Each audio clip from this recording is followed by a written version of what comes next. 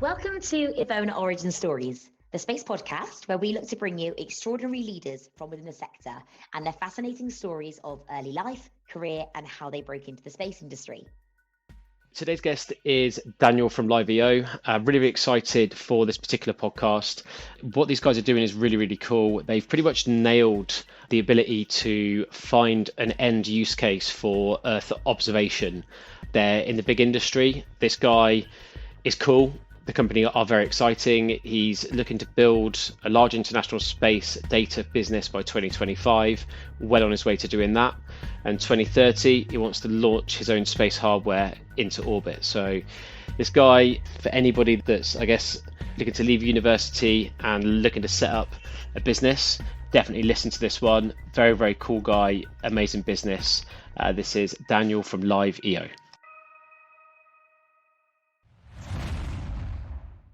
Thank you very much for speaking to us today. Like we say, really, really keen to understand your story, understand your path into business, your path into where you've got to today. Your company is doing extremely well. We've done our research. We've heard really, really amazing things as well from lots of different people around Europe and also in the US. So yeah, really, really excited to hear your story. So thank you for taking the time out of us today. Yeah, thanks, Tom, for having me. Now I'm curious what the people tell about us, tell about life. Maybe we can cover this later, but it's good to hear that it's positive things.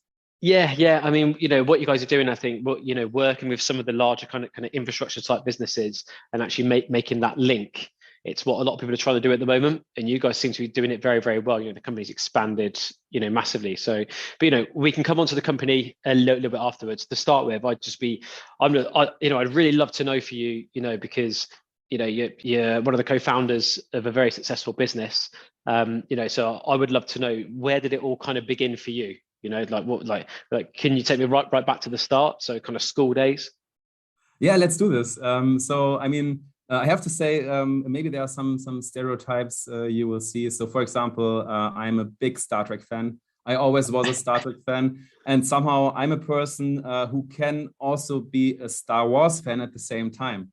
So if we go way back in my life, even when I was 6-7 years old, I had this. I have 3 uncles, and 2 of them are so Star Wars addicted.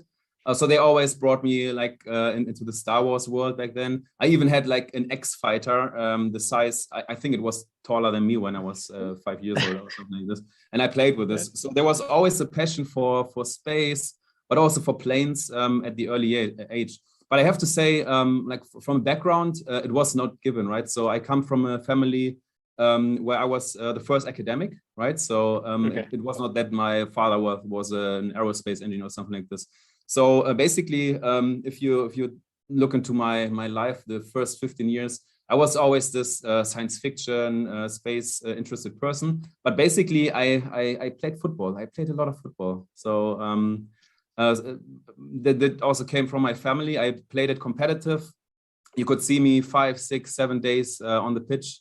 And this was really the early days.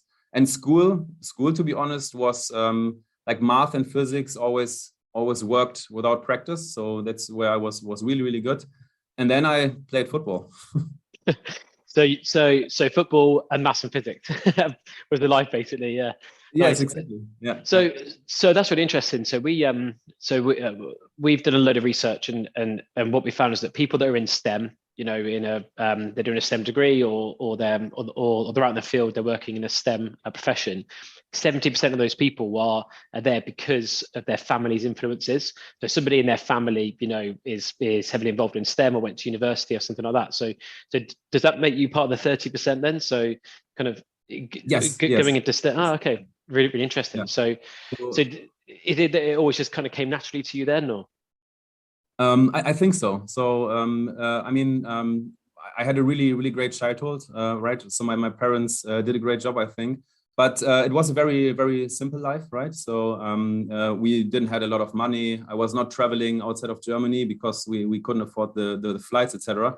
But they always tried to support me, right? And what we have seen very soon is the talent for math.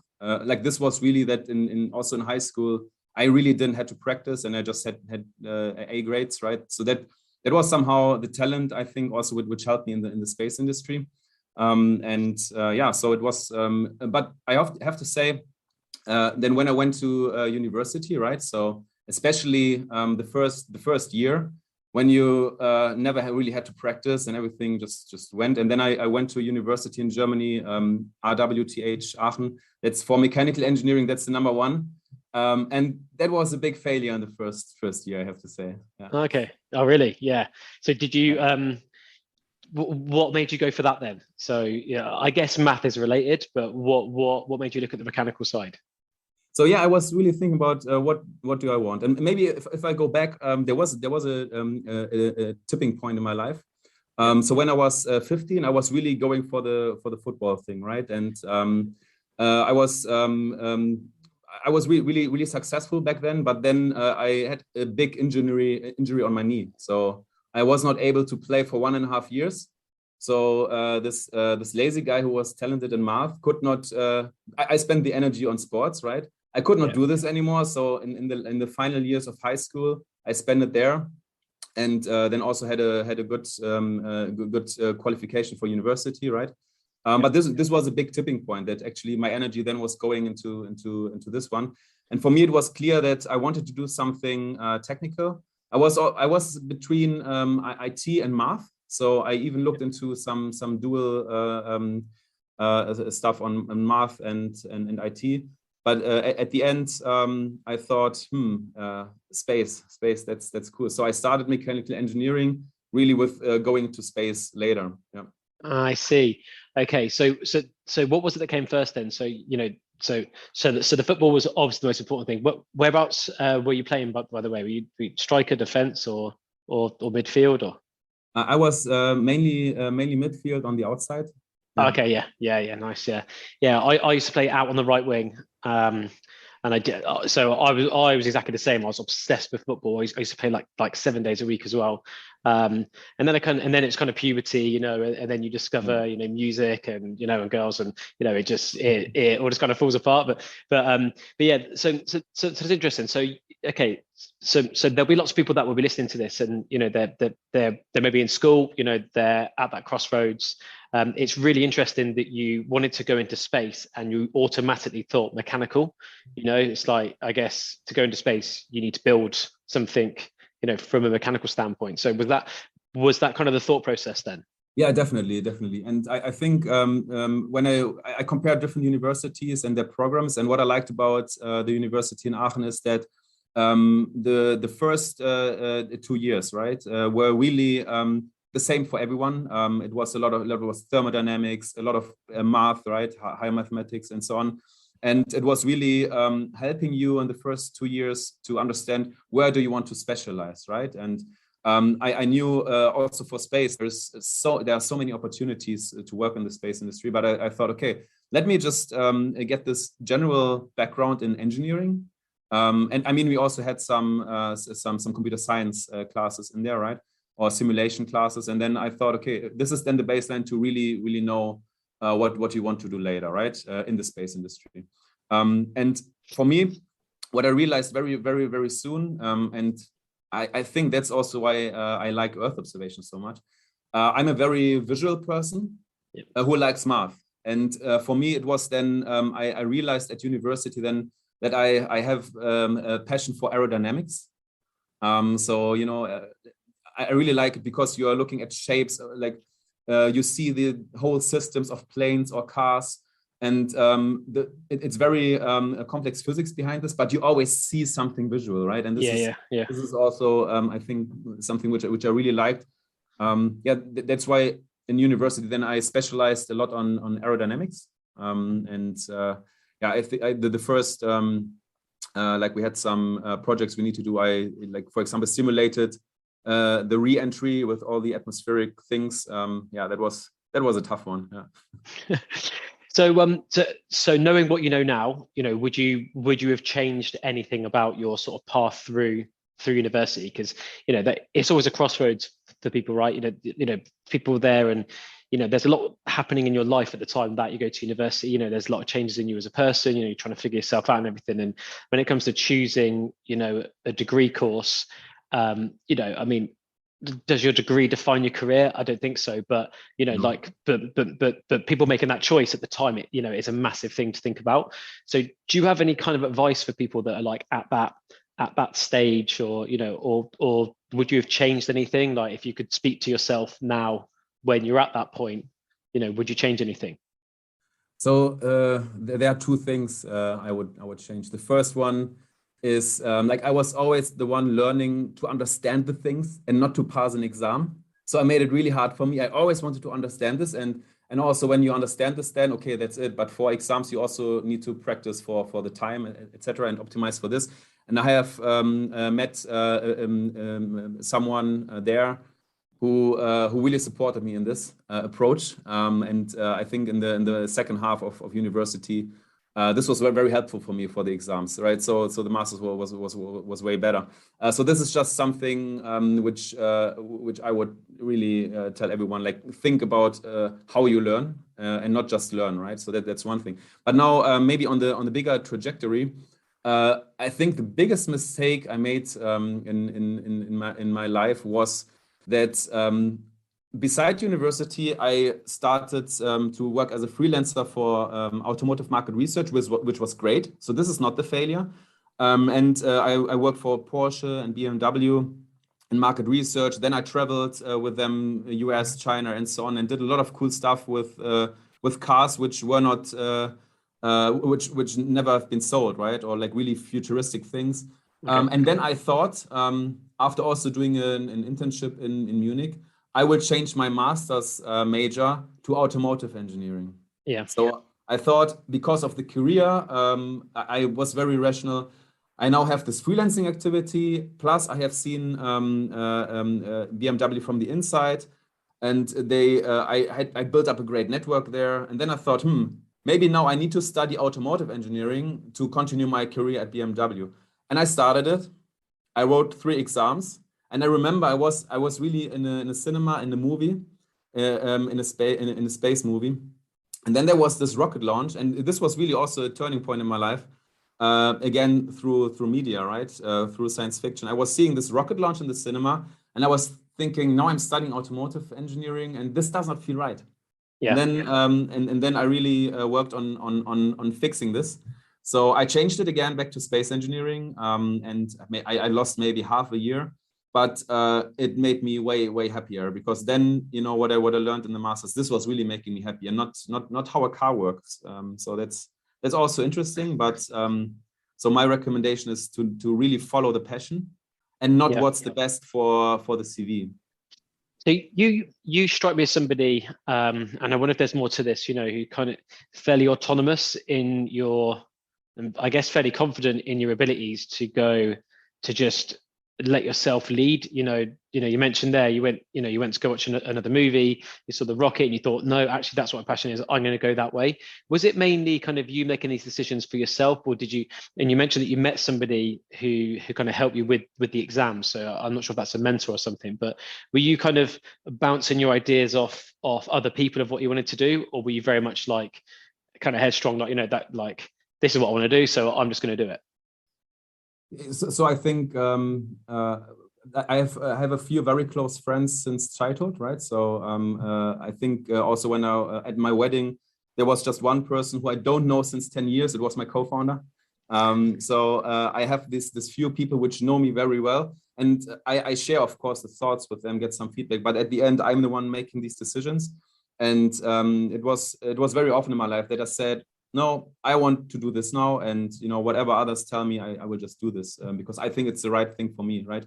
But it's very important to get feedback, but it does not mean that you have to agree with all the feedback. It's more that you need to collect it and then make your own assessment, right? So yeah.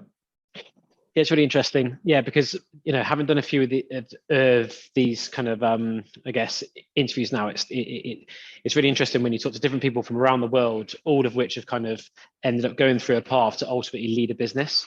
And for sure, like, a massive theme is that people trust themselves and they go, actually, I need to make this decision for me. And that's definitely a common theme. And I think there's lots of people out there who are lost and who struggle for the motivation. I was one of those people. That's why I love to do this, because if there was media out there that could have helped me to actually just focus what I'm doing, perhaps I could have got to where I've got to now much quicker. So it's really interesting that you're another one of those people, who sort of had that confidence and that own belief. So all right, cool. So sorry, go on. Yeah, there's one thing I want to add to this. When you ask people, hey, is this a good idea or something like this? What I observed is that very often people say, oh, that's not possible. Oh, that's not a good idea. I've seen this like very often. Just to give you a few practical examples, the freelancing activity, I had the opportunity to work 3 weeks in the US at the same time where I had to write exams, right? So and then I had to balance it out, and everyone said, oh, that's not possible. And with my friend from university, so he was not my mentor, he was really a friend. I said, okay, let's do this, and we invented the impossible to possible mode. This was really a thing. We have drawn it on the wall and said, well, when all people say it's impossible, let's try to make it possible, right? And at the end, I am surprised how often things work out where others say it's impossible. I can give you 10, 20 examples that would crash the time of the podcast. Yeah, that's really interesting. I know. So ISI, our business that we work with lots and lots, and Rafal there. Yeah. I know that a lot of his kind of inspiration is from somebody told him that you could not make a satellite that size do what he wanted to do. That was the point. So you guys created the impossible to possible. So how does that work? Because I can tell now there's a lot of people here that are going to be interested in that. So what does that exactly look like? It's it's very simple to say it's not possible, but the impossible possible mode was, for example, to learn an exam where people say, yeah, you need minimum 3 weeks in 5 days. And then it's more about, first of all, we can't lose, right? So it's if we fail, whatever. But at the end, if you think about let's make it happen, you make a plan and you structure it and you act tactical and strategic. And this is actually, I think the biggest part of success, that having the confidence, first of all, that you can do something, having also the motivation for extra work or doing extra miles, but really deconstructing the things to the basics. And then, okay, now we understand this, and maybe also find some shorter paths, right, for the success, and then it can work out. And I mean, as an entrepreneur, like, you always have to have so many challenges, and you always need to make a plan, and then you need to think again about the plan. Everything changes, and so that was really the key for success for me. Yeah. Really interesting. Yeah. So I guess kind of the entrepreneurial spirit was there kind of right from the start there, really, because as you referenced, being an entrepreneur is about, it's constant problem solving. Things change. You need to be able to deal with it. You have to be able to spin so many different plates at the same time, and you have to be able to mentally, or people write it down, or people draw it. I'm the same as you. I'm very visual, so I like to draw things and see it. And it's about just kind of, when you do that and you actually draw down all the issues, and then you just have it in front of you, you actually realize that's not that bad. One of the other co-founders here, completely different subject here, but whenever he's out with somebody, they're out on the night out, for example, and they want to do a shot, and someone's like, oh, I can't do a shot. He's like, how big is the shot and how big are you? So there you go. And it's a similar sort of thing, right? It's like, when you have these problems, if you actually put them out in front of you, you realize it's actually not that bad.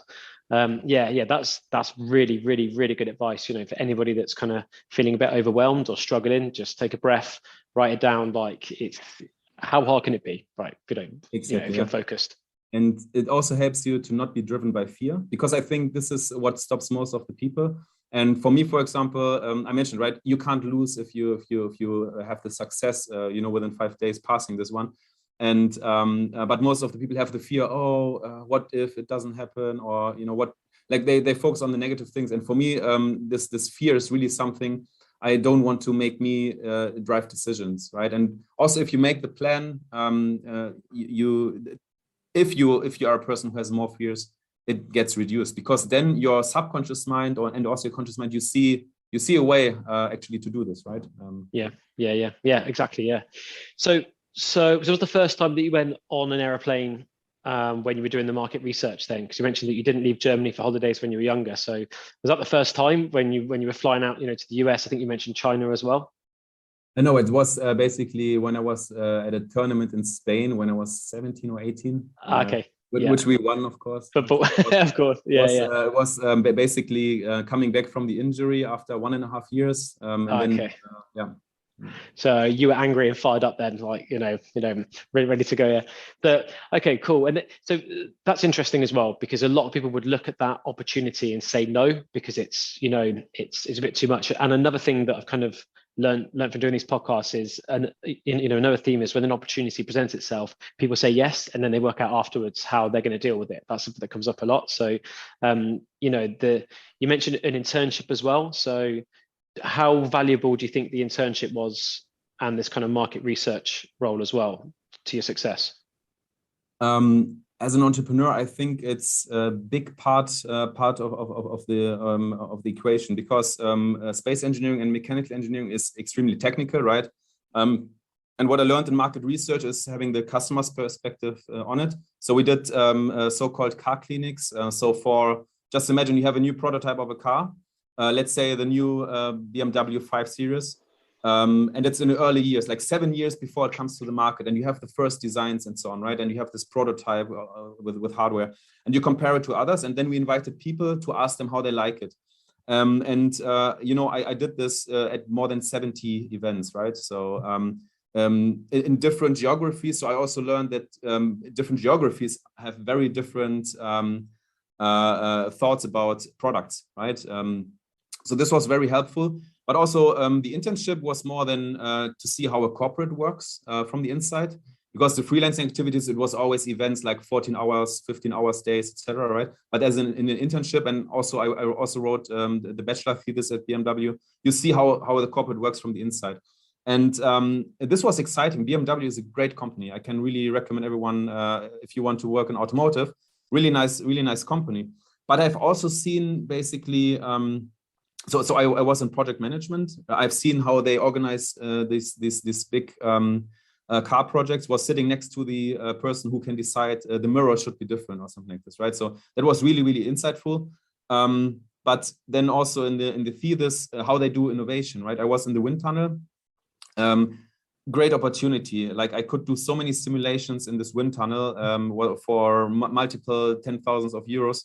And at the end, everything seems to be perfect, right? You have this aerodynamics, you have this possibility there. But finally, I've seen to get responsibility in a big corporate will take 10 years, 15 years, because there are so many smart people over there. But in these saturated organizations, it's very hard to be the one who gets the leadership on something. Maybe also European, especially German automotive companies are also more strict with the older person who is now here since a longer time gets the leadership than this young skilled person, right?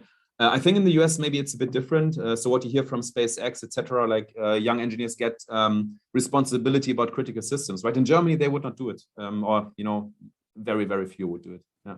So this is what I took away here. So first of all, the business perspective, how a corporate works, and actually also that I want to take more responsibility. That's why this time actually also was helping me to do the entrepreneurial path, right? I've also seen that I could work in a corporate. I can always go back, right? You can always get back. This confidence. If I now fail, with this degree and also this experience you make as an entrepreneur, you can go back. You will find a job if you have this degree, for example, but also this experience, right, and the passion. Yeah, I completely agree with you. Yeah, I think the large companies, they're amazing, and what they've achieved is incredible. But definitely, it's been a shift, and I think it's been a shift in people's mentality. I went through it myself. Part of the reason why we set up this business is because I actually found myself, I was moving up the management structure in like a huge international business, and I found myself having a meeting. So the company is based in Bristol. We were in London having a meeting about how to improve another meeting. And it's like, hold on a minute, why am I having a meeting about improving a meeting? This is crazy. So, and then your ambition takes over and you're like, right, actually I can achieve so much. And it's really interesting as well because, lots of people, when they graduate from university, from college, they obviously gravitate towards the big companies. Nothing wrong with that at all.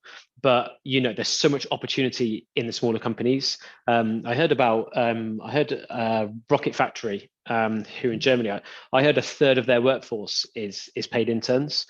Obviously they're mainly doing propulsion systems, which lends itself very well to interns because it's a hardware skill set, and that works. When it's software companies, it's not quite straightforward. But it's really interesting, that you kind of learn that so quickly that you as a person could, you wanted to take on more responsibility, and it's going to take you a long time to kind of climb up the ladder. So you mentioned that's when your entrepreneurial journey started then. So can you paint the picture then? So what happened after university?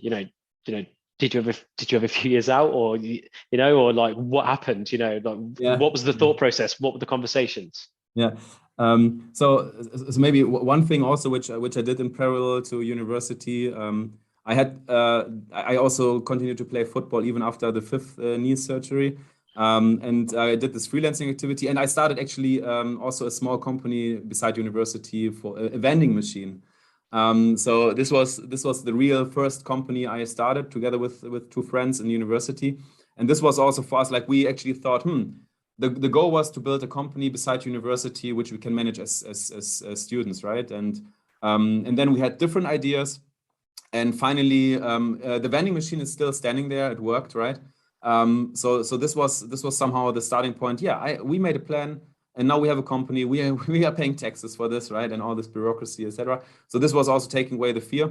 But then for me, I think now going more into the new space trajectory, what I've seen back then, it was 2013, 2014. It was a combination of different things. First of all, traveling to the US, I have seen people talking about SpaceX. No one back then talked about SpaceX in Europe, right? Yeah. And then I was investigating it a bit more, right?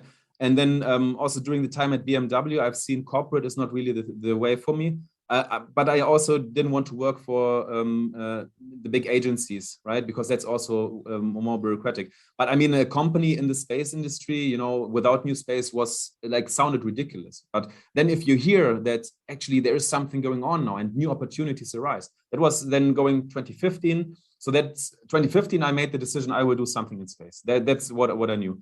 But then, okay, what do you do? Then you think about, let's do another small set constellation, right? Let's do this, let's do that. So for me, the biggest thing was then 2016, I was at a space conference, meeting my co-founder, Sven, right? So he was also at this conference, 2016, there was also it was more like a traditional space company. So I think most of the people were minimum twice as old as Sven and I have been. So it was very easy for us to find us. And then I told him, look, I was living in Munich back then. End of the year, I'm going to move to Berlin and let's talk, right? Yeah. 5 months later, I was in Berlin. I said, let's meet. We went to a bar and we discussed all these space ideas, right? So it was very important for me to find this counterpart who had the same impression. I want to build something in space. I don't know what, but this is a historical thing going on right now with the commercialization of the space industry. And this is what people from the outside, it's very hard to grab. It's very hard to understand the historical context here. For me, it's one of maybe the biggest growth industry we will see in this century, right? It's just the starting point. And so this was for me how I came into new space. Yeah, it is very interesting, isn't it? Myself and the founders here, we was kind of friends before, and when you just connect and you gel, you just know, don't you? Fairly quickly. And it's interesting, we went to a space conference as well. I think it was the IAC here. It was in Wales actually. And I remember being sat there with the guys and listening to the talks. And I have nothing but respect for people that have been in the industry for a long time. Like, I promise you, I really, really do. However, I thought, like, shit, like, this needs a rebrand. Like, space is cool. Space is like space is, yes, it's very hard, but it's very, very cool.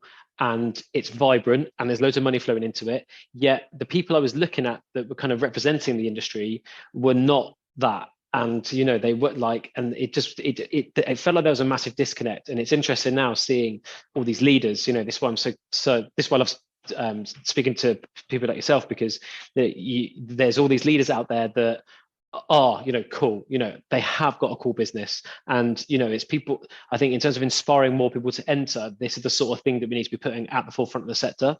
So it's really interesting that you guys you met in Berlin again, it's a cool place. You went to a bar, and you started to sketch out these ideas. That's what it's all about. That's exactly what I like it. So how did you kind of settle on the idea of this business then, or did you settle on one idea and then, like most companies, things change and then what you have now is not what you originally planned? So yeah, it was a cascade somehow. So first of all, the basic question: do we want to do software or hardware? That was something we discussed a lot, because Sven worked at the PT Scientist, who worked on the private moon rover, moon mission. And like we had a lot of hardware thoughts, but we have seen in these discussions we had actually that there's so much going on, and we were maybe 5 years too late for the next satellite constellation. Then it was a path over a few months. We said, okay, let's how can we connect to the ecosystem? And basically in 2016, there was no new space meetup in Europe. And then, we just organized a new space meetup, a new space vision. Also mainly here in Berlin, but we had guests like Planet, etc. And this was always like when you are a student and you meet someone at a conference, a founder of a company, and what are you doing? Yeah, I'm a student. They very often it's very hard to find someone who then talks to you in the same way as if you say, we have this space event series, right? Just something to catch. And it was just Sven and me organizing this. And then we connected to the ecosystem. We understood, let's do software. Why? Because we have seen the trend of all these hardware constellations going up, also back then already. And then we also went to a geospatial conference back then, and we have seen that on the application side, it was mainly driven by GIS solutions from the 2000s. So you see already, it's naturally that the supply of data which you can analyze goes up. The capabilities with AI and cloud go up. And the applications look like from the year 2000. And this is the gap, what we said, let's close this gap with LiveEO. With the goal, basically, that you bring information to people who have no idea of geospatial, who just benefit from insights, that they get work orders, for example, which we derive, and use it in the same way as we use GPS today in applications, right? So you don't think about that it's coming from a satellite, you just navigate from A to B or do some logistical problems. And this is what we want to achieve for Earth observation data, basically. Okay, yeah, that makes absolute sense. It's very interesting, because obviously, listening to that, it's kind of like a perfect, scenario sort of happened really. You guys analyzed the market, you did the meetup, so I guess you were really doing market research there, understanding what the ecosystem looked like, who was who fit together, which again is really smart. And then off the back of that, you took that information and then you decided that you were going to build a product and you were going to go software. So can you just kind of, can you paint more of a picture though of what that was actually like? Because I'm talking here about the logistics of actually, two people with lots of ideas actually setting up a business, because I know that it's the same for you guys as it is for us here in the UK. Setting up a company is actually very straightforward, but when you actually get going and then it's like, shit, now we need to hire somebody. Now I was doing a talk at the Farnborough Air Show last week about that moment in a company where you're like, shit, I actually need to hire somebody more experienced than me. And the reality, you think you're a Ferrari, but actually you're not. You're like a Ford Fiesta, like in reality, So could you kind of talk us through what was those first steps like in reality, and when did it get hard? Because it sounds at the moment it's like a perfect story. So surely there must have been some hard bits. Yeah, maybe I talked Sven into something.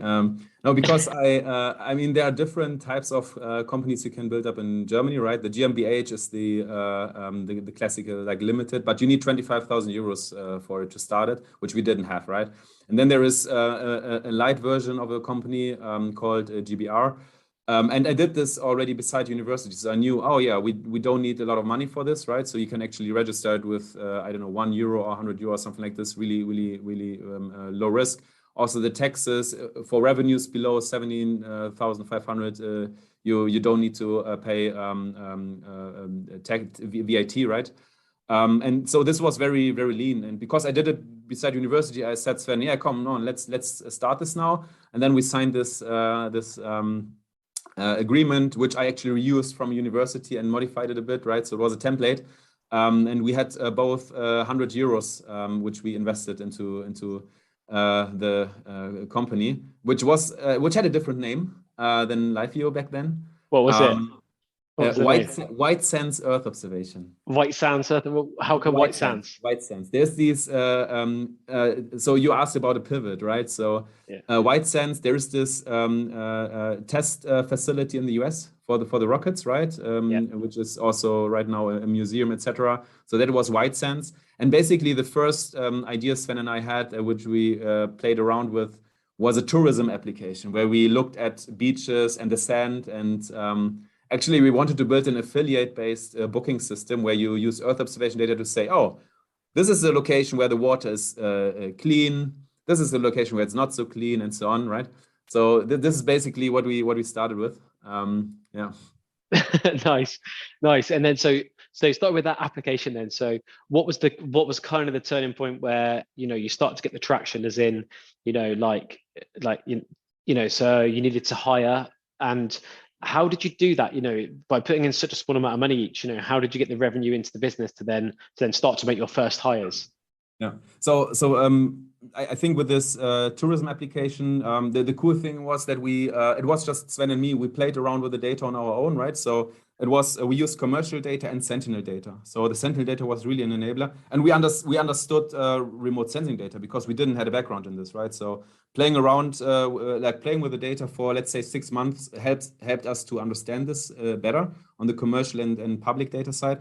But then we realized, okay, the problems we can solve with this could be way bigger than this B2C application. And then we found basically the linear infrastructure case. So that's what we also do today with LiveEO. So monitoring railways, electricity grids, and pipelines. And for us, there was also some things coming together. 2017, there were super huge storms in Germany, where basically a lot of trees have fallen on the railways, way more than the years before. So it was in the news. And then we thought, okay, maybe, because we have seen on the images, like vegetation management, we could solve this with satellite data, or we can support them with a data-driven approach here. And we actually contacted this first customer through all different channels at events, etc. And at some point in time, we got a call from the vegetation manager from Deutsche Bahn, who was owning like 100 million plus budget a year. And he said, yeah, I've got your presentation from multiple people, let's talk. And then he asked us, can you tell us how many rails are next to vegetation? And, Sven and me said, yes, we think so. How long does it take? And we said, give us a minute, we're going to call you back. Then we were discussing. Yeah, 2 weeks. 2 weeks, we said. Holy shit, that was horrible 2 weeks. But we came up with a number, and this convinced him basically to, they have an innovation program. And there we got the first 25,000 euros from this customer. In parallel, we won, for example, the Copernicus Masters from the European Commission, a few thousand euros. And then basically accelerators and these anchor customers in the first year it came together to around about 300,000 euros. So and Sven and I always had the philosophy, even like the first scholarship we got was 1,000 euro a month, and Sven and me we put half of it to actually pay an intern, right? So we always invested into the people, and then with after this innovation period with the first customer, we landed a 6-digit contract with them. And with this was basically the real the first big success. because with this also, then you have a case. There is a paying customer, right? And then we went to private investors, right? So to venture capitalists and raised our seed round back then. It was 2019, early 2019, 1.5 million.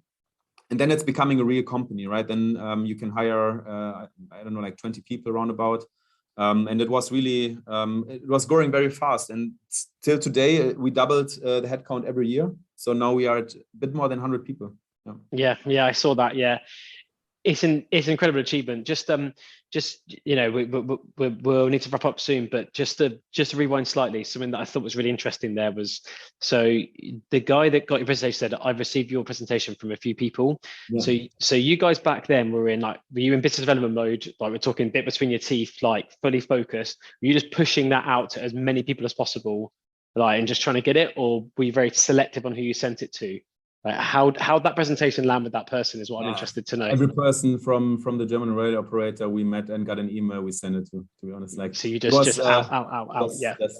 But there was also one interesting thing we realized is the person later told us he never heard about satellite technology and that you know, you can solve his problem.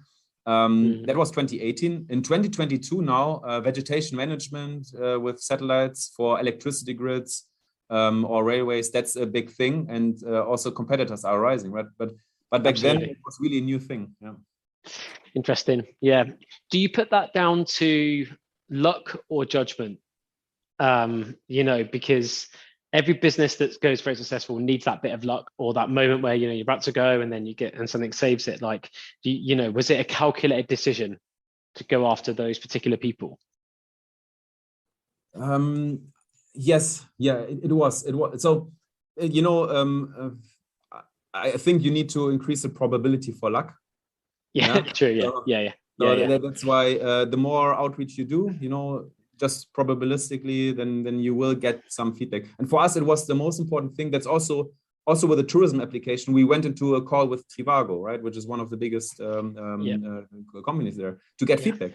And we just wanted to get feedback from this railway operator because we thought it makes so much sense. There has to be a business case. We need feedback. And basically we got this feedback was positive, right? And then, so I think it's at the end, a summary of a lot of small decisions we made, which you then, you know, if you just look from the beginning to the end, it looks like luck, but it's the sum of all these small decisions you're making, right? Yeah. No, I just laugh because, you know, the amount of people that say, you know, because we've actually been through a kind of similar journey. You know, every year we've been twice the size. You know, the revenue's done the same thing. We only put a small investment ourselves. You know, and like so, but the amount of people that are like, "Oh, you guys are just lucky," and you're like, "It's not really." No, it's been you know, it's been super hard work. So, but yeah, I know what you mean. But you have to be in the right place at the right time. But you have to be there in the first place. You know, that's the thing. So, okay, cool. So I've just got two more questions really. So, you know, you've kind of given us a really nice kind of lead up there in terms of how you've got to where you are today. I'm really keen to understand, like, what's the culture of your business, because obviously, you know, you're, you know, kind of an entrepreneur running a business, you know, I know you had the vending machine at university, but this is kind of the first one, you know, and it's gone well. So how do you see the culture in your business, you know, because the culture is everything, you know, in my opinion. So how would you define your business from a culture perspective? From a coach perspective? Yeah, as in, you know, like, you know, when you have people in the business, you know, how are you? Because you know, I've looked at your guys' numbers. You know, you've attracted a lot of people to your business, and you've also retained a lot of people. So I'm just curious to know, like, what do you do? You know, what's your ethos as a business when it comes to your people? So at LiveEO, like, we today have more than 30 nationalities working, most of them here in Berlin, actually. So I think the diversity is one of the is actually the key to success. Also, as a software company, you see very often not a lot of diversity also in the gender, right? But we have, for example, more than 30% female employees, and this was not always like this, and like we had some measures to improve this. And I think I had the feeling that as soon as you had the first, for example, female developers, then just in the interviewing process, if a female developer gets interviewed by a female developer, it is a different thing, and this company may be more attractive, right? And the same with the diversity on the nationalities, right? It's really important for us, and it adds so much value that you have also this cognitive diversity. That's also super important for me, also in the leadership team, right? That not everyone is thinking the same, and oh yeah, let's all do this, and at the end, you don't see so many different options. So this is I think a key for the culture at LiveEO. So this diversity, and also having a very, very open communication. Everyone can ask questions. I'm having daily one-on-ones with lunch one-on-ones, because I have to eat every day across the company, right? From intern to C-level. I'm doing these daily meetings. So also the communication across the levels, it's super, super important for us.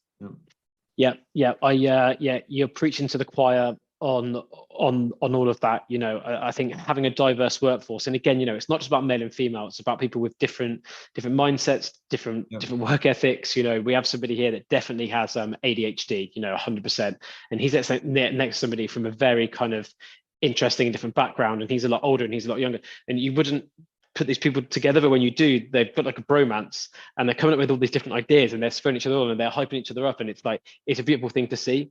And I do understand what you say from a female perspective, and it's interesting because a lot of companies just advertise their jobs, but women are 6 times less likely to apply to an advert. 6 times less likely, so it's like there's all these different things, all these different lessons, but I could talk to you about that all day long.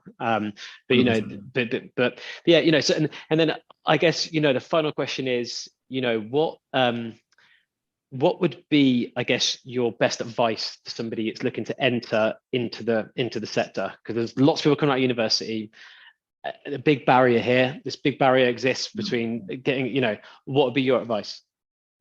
So we need a lot of people in the space ecosystem, outside of the space ecosystem. So what we don't need is another space engineer, another remote sensing engineer. We need software engineers. We need salespeople. We need people who build cloud systems. So basically, I think if you now want to enter the industry and you have no idea of space, but you found it exciting, that's exactly the people we need. Like, we need to get all of the people into the ecosystem, and the space stuff you will learn. It's for me, and I see this also talking to the colleagues. The people who work in the space industry, they also are a bit different. They are very visionary. They think about our planet, and like sustainability. It's just their standard, and they really try to think about how can we achieve this.